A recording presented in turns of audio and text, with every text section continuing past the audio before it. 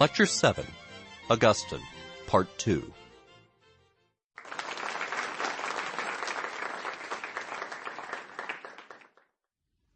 Welcome back. In our previous lecture, we examined the life and thought of St. Augustine from his birth in 354 until his appointment as co-bishop of Hippo in 395, and we examined his early activities there. We saw how Augustine traveled from North Africa and Italy, and then back home again to North Africa. We saw how intellectually he journeyed from Manichaeism to Neoplatonism to Catholicism. And today we're going to finish up our examination of Augustine and see how his thought continued to develop during the final decades of his life, finding perhaps its most powerful expression in his masterpiece, The City of God. We saw how Augustine's struggles against a heretical group known as the Donatists were important in shaping his thinking about the relationship between secular and religious authorities and the necessity of using secular coercion against religious schismatics. Augustine struggles against another group that would be labeled as heretical. The Pelagians would be perhaps even more profound in raising Augustine's stature in late antiquity, because Donatism was a purely local phenomenon. It's a North African problem. But Pelagianism was an issue that was argued throughout the whole of the Roman world, and as a result of his participation in debates against Pelagius and the Pelagians, Augustine is catapulted onto an international stage. Pelagius is a British monk who taught in Rome during the late 4th and early 5th centuries. He's a contemporary of Augustine's. We know he lived in Palestine toward the end of his life, but we're not certain what became of him in the end, whether he was put to death or merely lived in obscurity. Pelagius argued that human beings could achieve salvation through their own efforts, and that they did not require the need for divine grace to assist them in achieving salvation.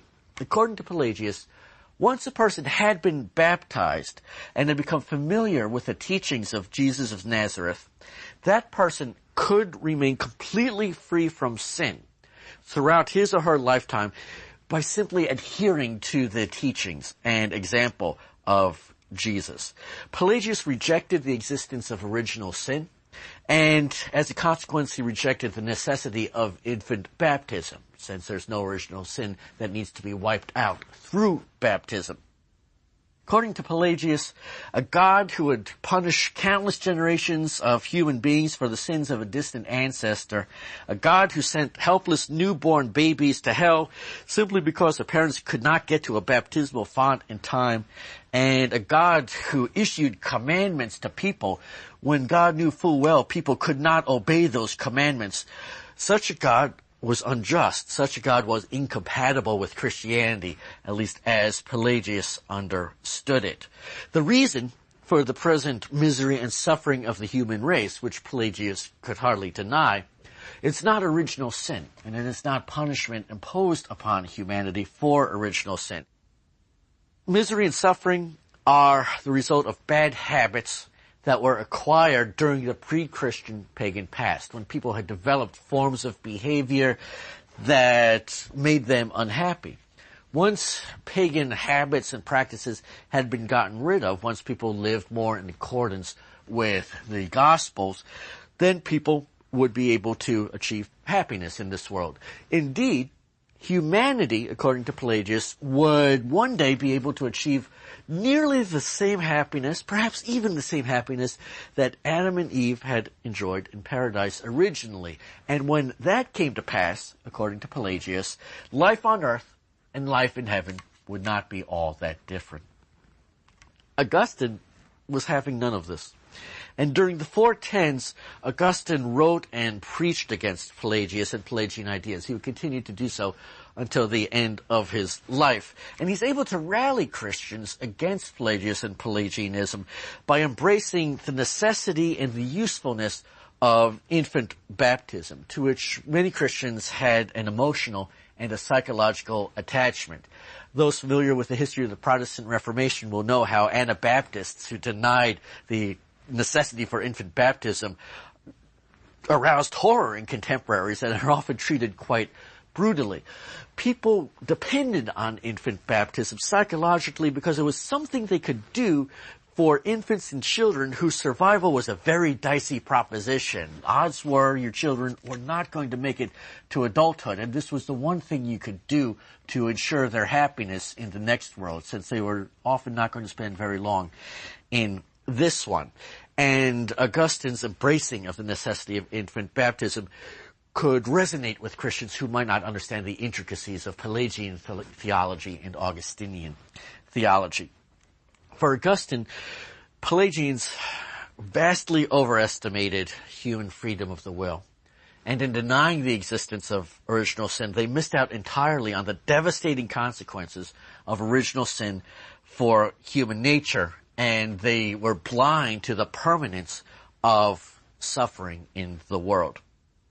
As regards the supposed injustice of God, that Pelagians identified the notion that a just God and a good God would not punish people for the sins of Adam or would not send unbaptized newborns to hell. Augustine argued that Pelagians were using human standards of right and wrong and trying to apply them to God, who is not human, who is divine, and is wholly different from you or me, especially you or me as we existed after the fall. You simply could not use human notions of right and wrong and use them to evaluate divine actions and to see whether they were just or unjust. All you could do was to accept that what might seem unjust, what would be unjust if done by a human being, was in fact just when done by a God who is all-powerful, all-knowing, and all-good. Augustine found the Pelagian argument that human beings were capable of recreating paradise in this world simply by living in accordance with Christian teaching, the notion that heaven and earth could be brought together one day to be laughable. If that were to happen, according to Augustine, well then heaven must have newborns who die, must have people who are physically deformed or who are mentally insane, and countless other atrocities would then have to exist in heaven because those things were always going to exist in this earth. I suspect, and in my classrooms I found that many students sympathize with Pelagius far more than with Augustine. After all, we belong to the chicken soup for the soul nation, and our civilization has produced Richard Simmons. But nonetheless, in some ways, Augustine's approach was the more humane one, as he himself argued. Because Pelagianism, by telling human beings that they can be happy and that they are responsible for their own happiness, he was laying a heavy moral burden upon human beings, and Augustine argued that it was too heavy a burden for human beings to bear, because they would simply never be able to attain the promise that Pelagianism held out to them. The Pelagians, for their part, responded that Augustine, in emphasizing the permanence of suffering in the world and the strength of evil, was lapsing back into his former Manichaeism, which would haunt Augustine in these theological debates. But Augustine was going to win this particular argument. The upshot of this particular clash is the holding of a series of North African church councils that condemn Pelagianism, and then in 418, after rioting breaks out in the city of Rome between Pelagians and their opponents, the Pope and the Emperor get together and denounce Pelagius and Pelagianism, labeling it as heretical. Pelagius, following the condemnation of his ideas, disappears from history. We simply do not know if he was put to death or went into retirement. But other influential clerics, most notably a bishop by the name of Julian, continue to defend Pelagius and Pelagian ideas against Augustine right up to the moment of Augustine's death in 430. And in many ways, Pelagianism is Augustine's greatest obsession until the day he dies. Augustine's confrontation with a theology that gave so much power to human beings, that emphasized the human capacity for goodness, was going to add fuel to the fire that had been developing as a result of his personal experiences as Bishop of Hippo. He was going to move ever more strongly in a theological direction that emphasized human powerlessness and a necessity to rely on God, and he was going to develop an ever bleaker view of the human condition. And these ideas can be found most powerfully expressed in his book called City of God, which is a huge masterpiece. And I mean huge. Its modern English translation with very tiny print is over 1,000 pages long. Augustine wrote City of God in response to a specific event, the sack of Rome by barbarian Goths in 410. The sack of Rome was a shattering event to contemporaries. One of the most important mottos in the Roman Empire was eternal victory. It's no accident that the altar of victory was located in the Roman Senate House, because Romans like to associate the concept of victory with their empire very closely. Eternal victory meant that Rome would always exist and that Rome would always vanquish its enemies. The sack of Rome by the Goths in 410 called into question the concept of eternal victory, the notion that the Roman Empire would always exist and that it would always be triumphant. Pagans blamed Christians for the sack of Rome in 410, pointing out that, well, the Emperor Theodosius outlawed paganism in 391 and 392, and in 410, barbarian Goths come and sack the city of Rome, something that had not happened in almost 800 years. The connection is obvious. You outlaw paganism, and boom, the gods are angry with us. Augustine wanted to refute this post hoc ergo propter hoc reasoning, that simply because it happened after paganism had been outlawed, it was because paganism had been outlawed. And one of the purposes of City of God is to defend Christianity against the charge that it was to blame for the sack of Rome.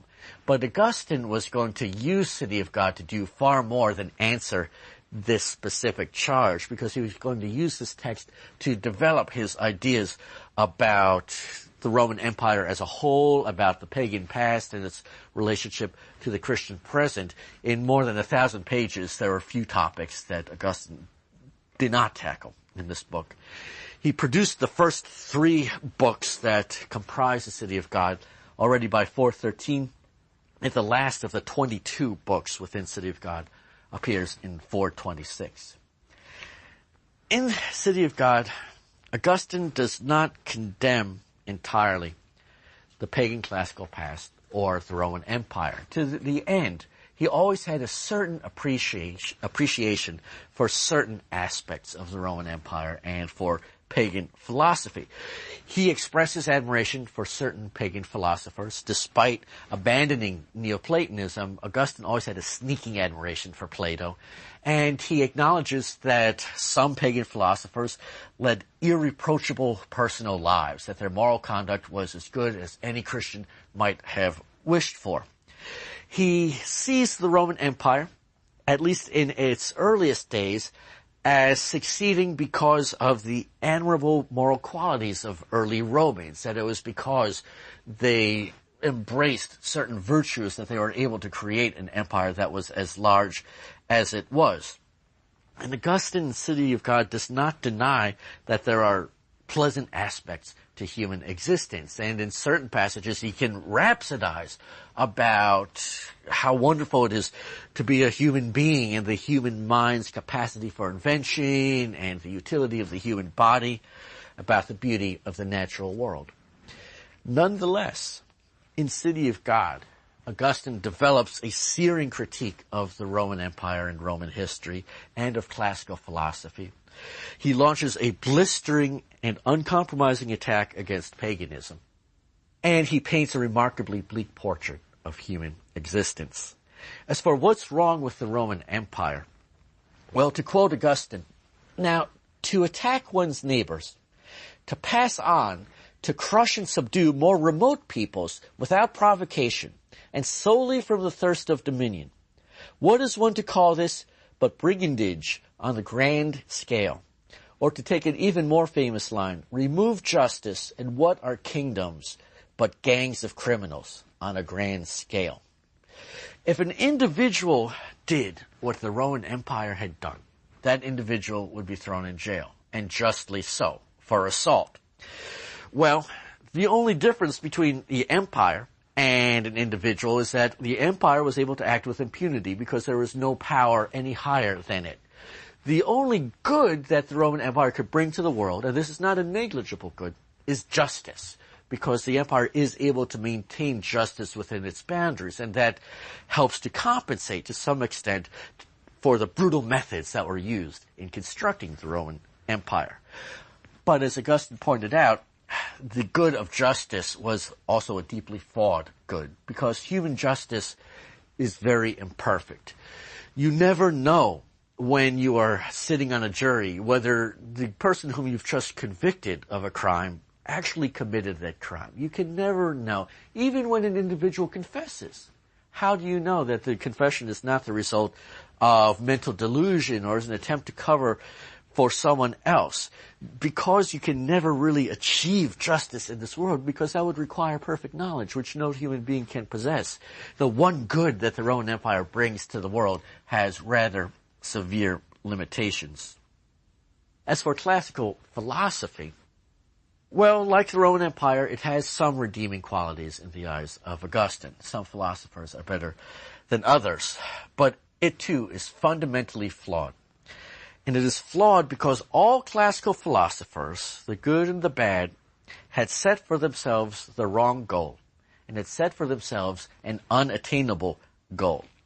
As a result, all of their hard work was in vain.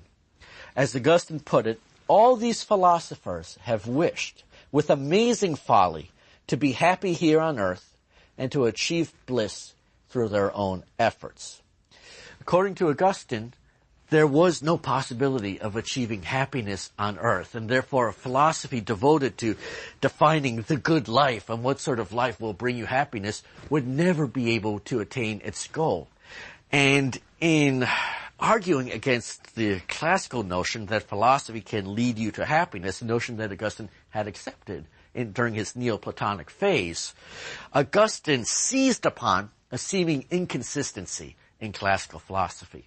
Because classical philosophers had often maintained that philosophy could bring you happiness, but if it didn't, you should feel free to commit suicide at any time. That all human beings have the right to end their own lives if things are not turning out the way that they should. According to Augustine, there was something odd about philosophers who would blabber on and on about human happiness and how it could be achieved, yet held out the option of ending your own life if it didn't work out. According to Augustine, any life that could become so miserable that you would want to end it, that the mere possibility that your life could turn so bad was enough to rob you of any hope for human happiness. Because even if you achieved the semblance of happiness or the illusion of happiness, there always lurked the possibility that it was going to get so awful that you would simply have to kill yourself. And according to Augustine, this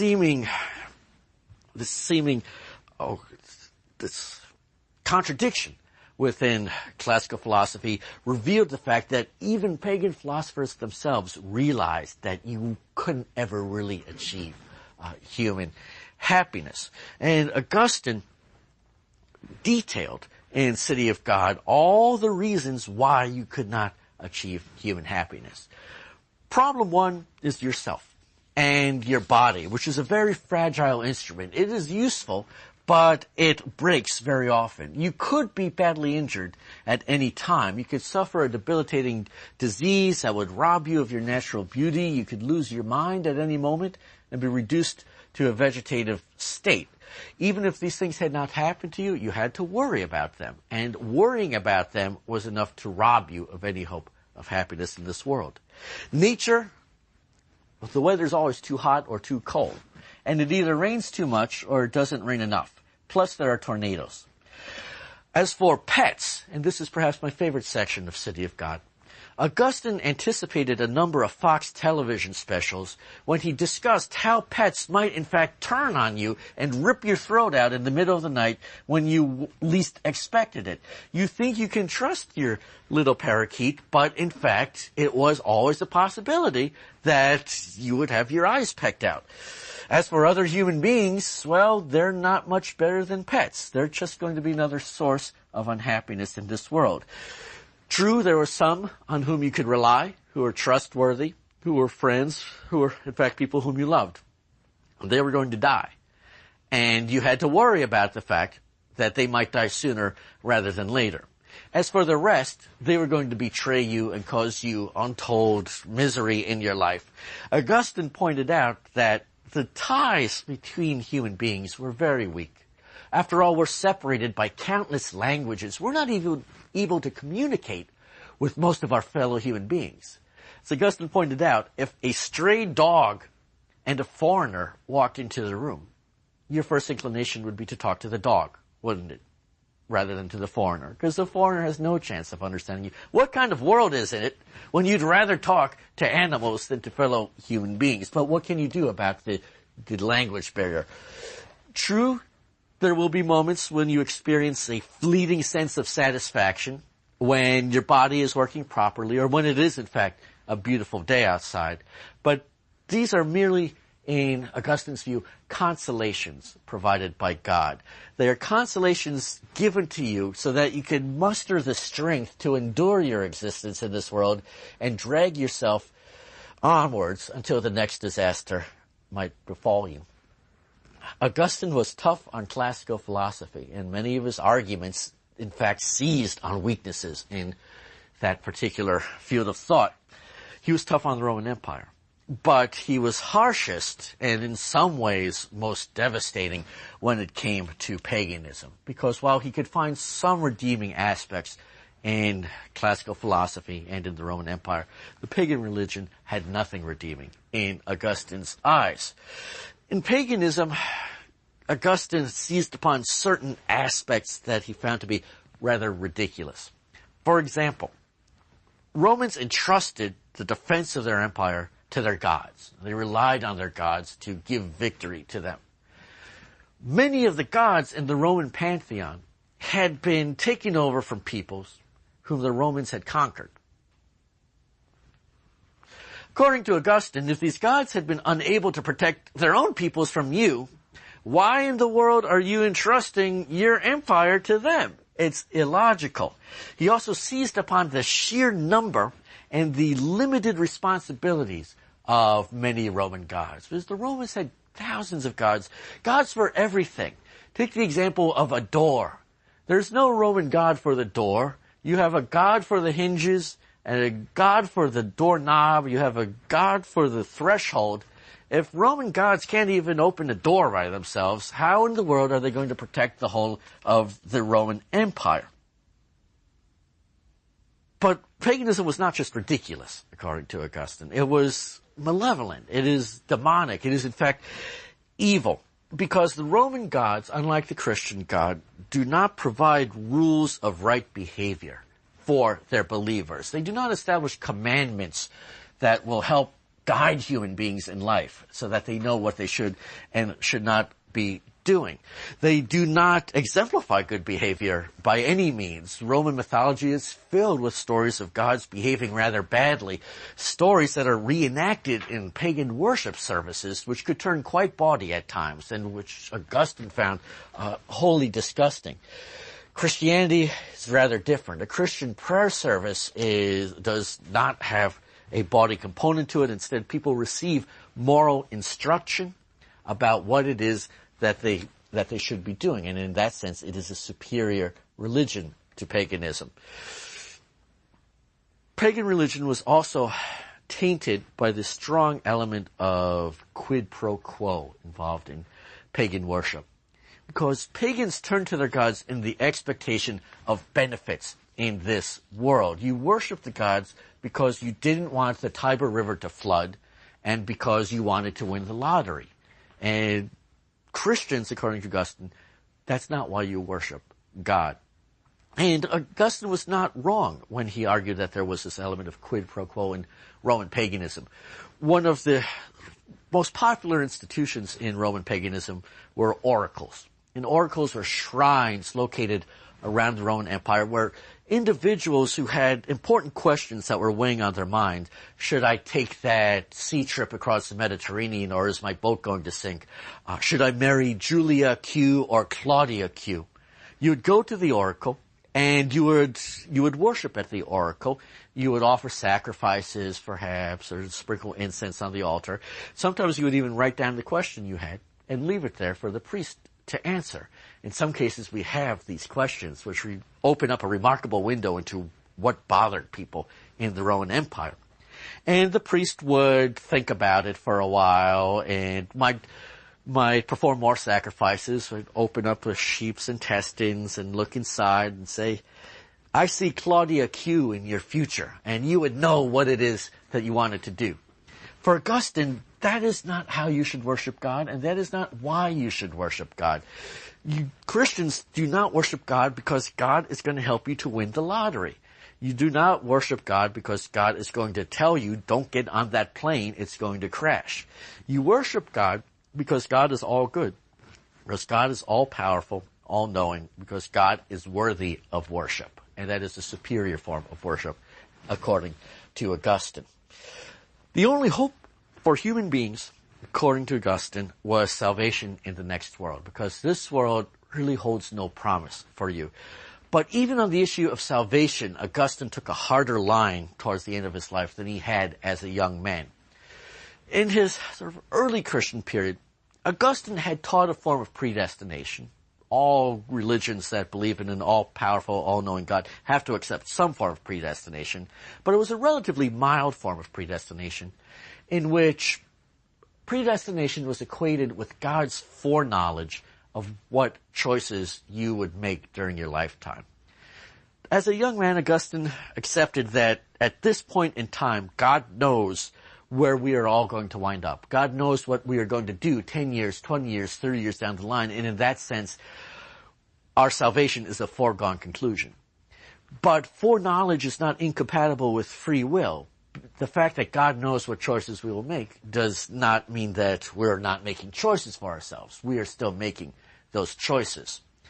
But in City of God, Augustine teaches a much stronger form of predestination, a form of predestination so strong that, in fact, it does not become sort of mainstream Catholic theology. In Augustine's view of double predestination, predestination means more than God's foreknowledge of human choices. It means a divine choice, a twofold choice. At the beginning of time, God set a certain number of people who are going to be saved. It might be a big number, it might be a small number, but there was a fixed number. And no one beyond that number is going to achieve salvation. Having set the number, God chose which individuals were going to be saved without any consideration of the merits of their lives or what they were going to do. And he actively chose to damn all of the rest. Why? You cannot possibly fathom it because God is divine and you are human and you cannot understand the workings of God. The way that God saved you was by giving you a free, unmerited gift of grace, a gift that you could not refuse if you got it. As a younger man, Augustine would have said that, well, if God gives you grace to help you to lead a better life, you can accept it, you can cooperate with it, and then do good works. Or you can reject it and suffer the consequences.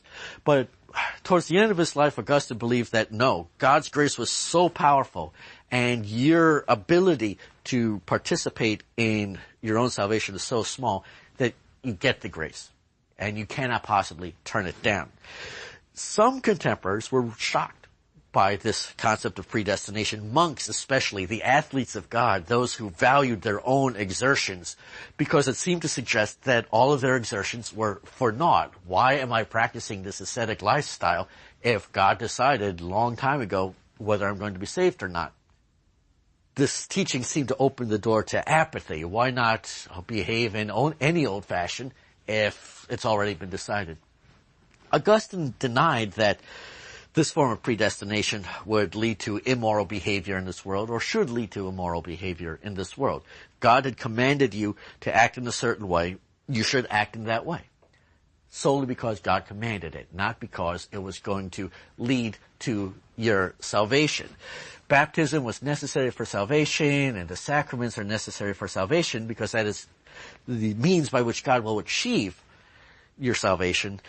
But the fact that you've been baptized and that you receive the sacraments doesn't mean anything, because you might not be among the elect. And if you see someone who is unbaptized or seems to be leading an immoral life, that doesn't tell you anything either, because who knows what will happen in 10 or 20 years? Who knows whom God has chosen to be among the elect? This theory of predestination is one that is going to resurface at certain times in European history. In conclusion, Augustine, as Bishop of Hippo, faced theological challenges from groups such as the Donatists and especially the Pelagians.